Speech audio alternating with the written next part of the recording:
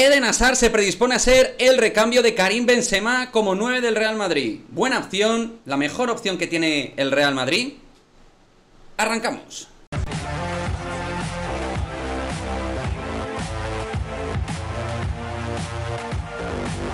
¿Qué pasa, chicos? Muy buenas, bienvenidos a otro vídeo de Madridismo al Día TV. Pues vamos a hablar de Eden Hazard, el cual está copando muchas portadas dentro de la pretemporada madridista, donde parece que ha tenido algunos problemillas, no de importancia, algún problema muscular, una sobrecarga, se dice típica de pretemporada, intuyo que sí. También un golpe que recibió de Rudiger, pero en este vídeo, más allá de estas cuestiones que no parecen graves, evidentemente hay que analizar lo que puede ser la temporada de Eden Hazard a nivel posicional, porque se está hablando, cogiendo además las palabras de Carlo Ancelotti, que Eden Hazard va a ser el recambio de Karim Benzema en el puesto de 9.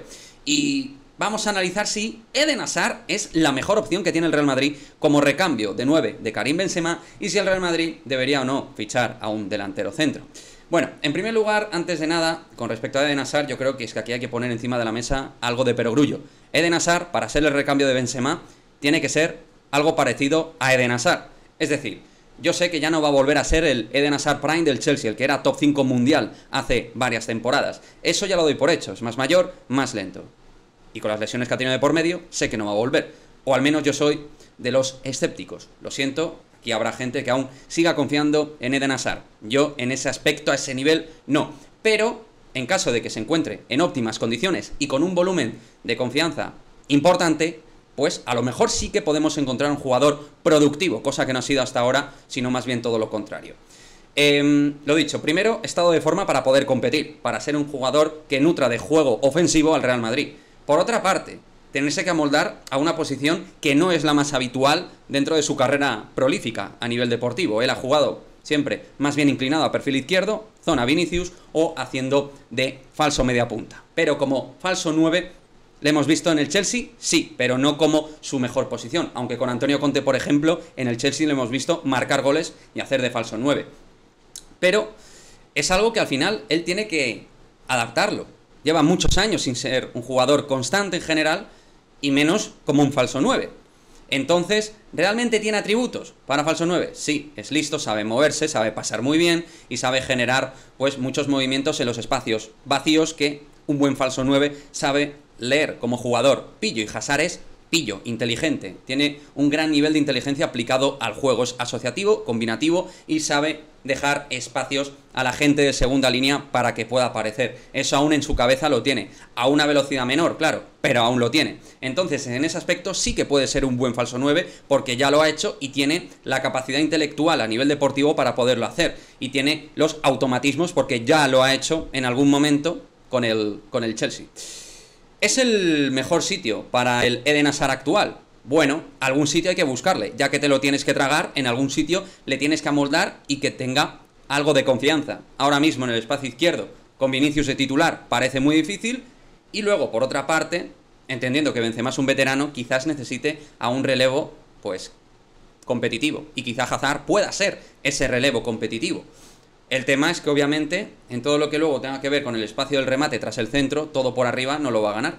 Más bien lo contrario. Van a tener que surtirle de pases rasos donde él pueda rematar y definir en área, que es algo que sabe hacer muy bien, pero hay que saberle dar los pases adecuados, rasos, no buscar bombas por arriba, que a Benzema muchas veces le buscan porque es un buen rematador de cabeza.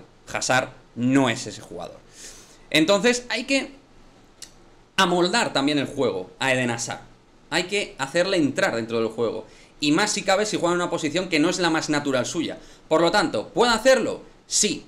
¿Cómo lo puede hacer? Perogrullo. Primero, estado de forma apto para poder competir. Y luego, él sentirse importante dentro de un sistema táctico algo novedoso para él, aunque ya lo haya intentado. Pero mucho tiempo atrás, y donde él al final en el Real Madrid no ha tenido recorrido. Dentro del juego no ha tenido recorrido.